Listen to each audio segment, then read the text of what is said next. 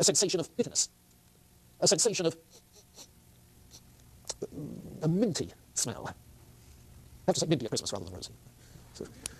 So we have particular sensations, which are the ingredients for our perceptions of particular things, both of which are distinct from concepts in the more general or abstract sense. So yes, we have, according to Leibniz, concepts which are innate in the sense that they bubble up out of our mental activity. Perceptions, but they too emerge out of our mental activity. We have sensations, feelings, but they too emerge out of the inner mental activity. And amazingly, they correlate with what's going on elsewhere. That's the parallel.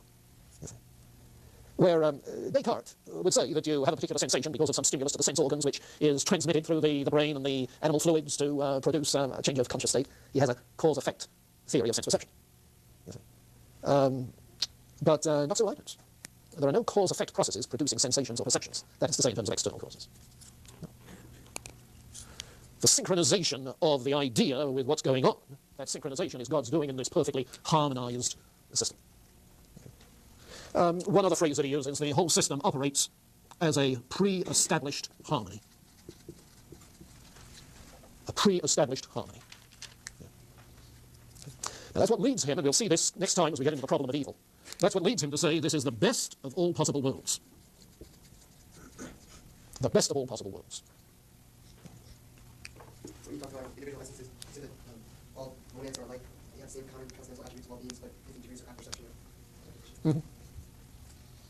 Yeah, that's what individuates, distinguishes individuals. Okay, does this pull together what you're getting from the reading? I reread all the Leibniz stuff this morning, and it seems to me that both the monadology and even more the principles of nature and grace are really very, very clear. You have to read them carefully, but they're pretty explicit and pretty clear in these regards. Now, whatever else we do in connection with Leibniz, we've got to have this monadology straight. Now, isn't that the case with all of these figures? That if you want to know why they think as they do about epistemology, about ethics, about God, about the problem of evil, you have to get to the underlying metaphysical scheme. The metaphysical assumptions are just foundational to the whole thing. In fact, you can pretty well take that as a rule of thumb for whatever subject you're discussing. Not just philosophical talks.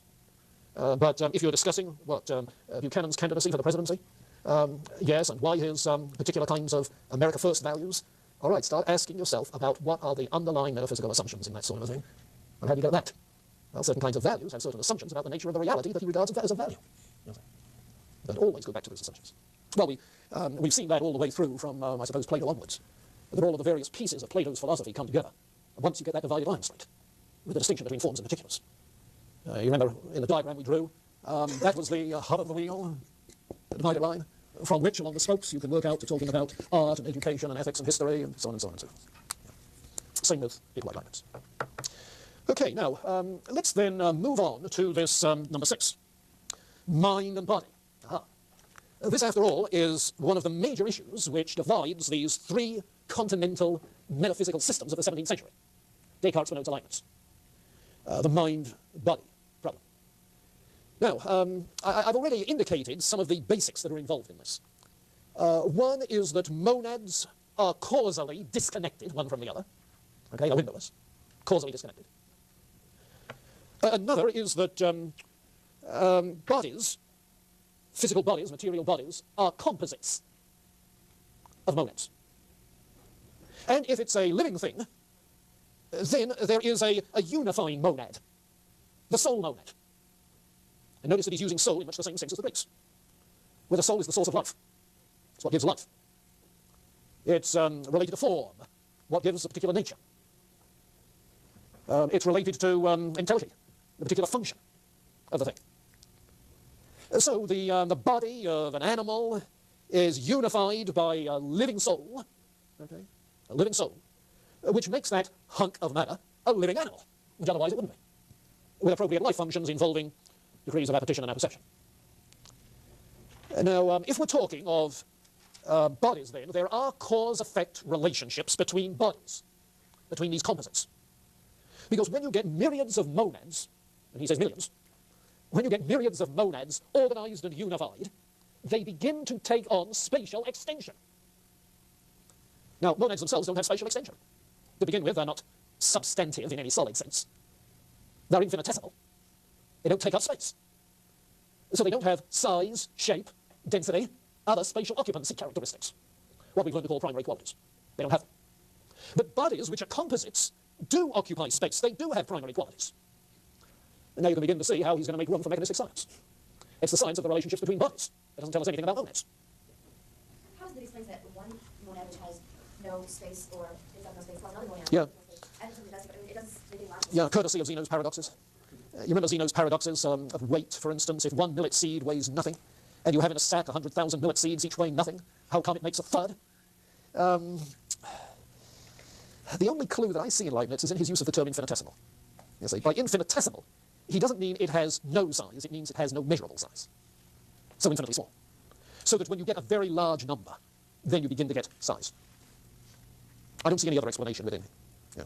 Is it somewhat like an atomistic idea? Or? No, you see, if atom means a little pellet of matter, no, it's not atomistic. And he rejects the term atom for precisely that reason.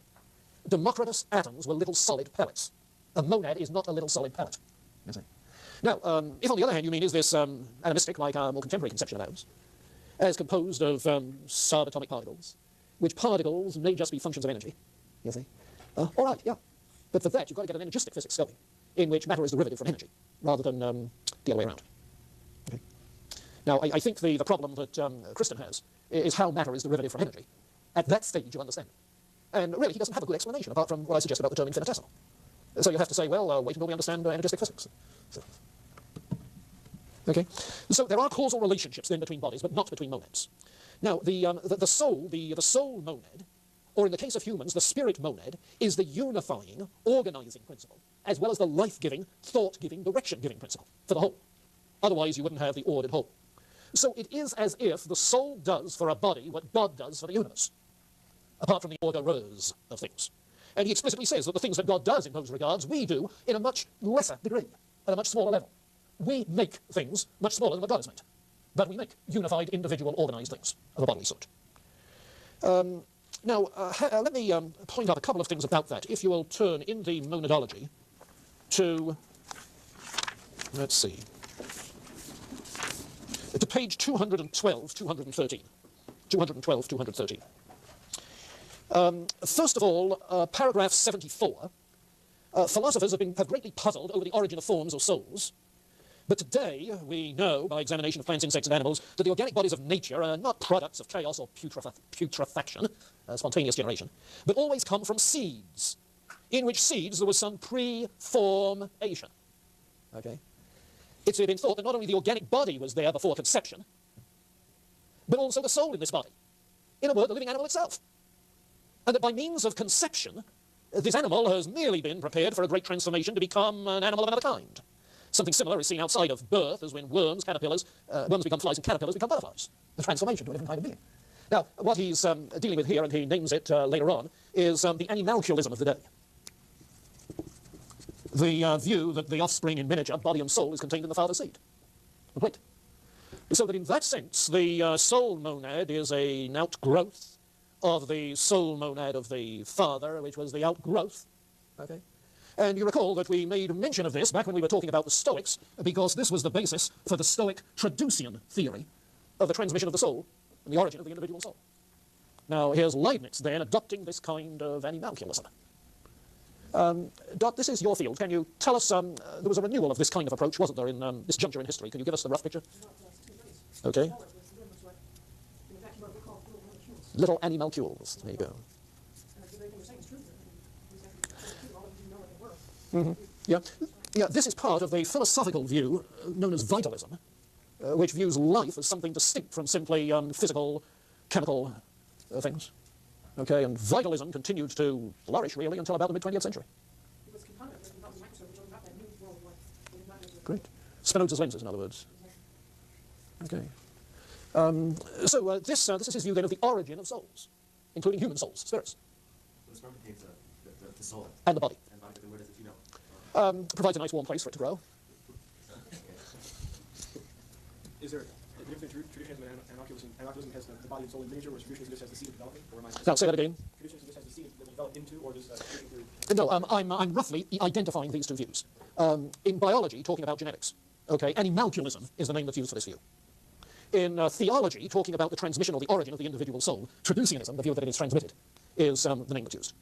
But traducianism, introduced into Christian thought by Tertullian, you see, was really an adoption of the Stoic view, which was a kind of animalculism. Okay, and Leibniz seems to be pointing in that same direction. Okay. And obviously, the development of modern genetics changes the picture significantly. Biological vitalism is a rarity now. In the 1940s, it was quite popular in some circles, particularly in France. Okay.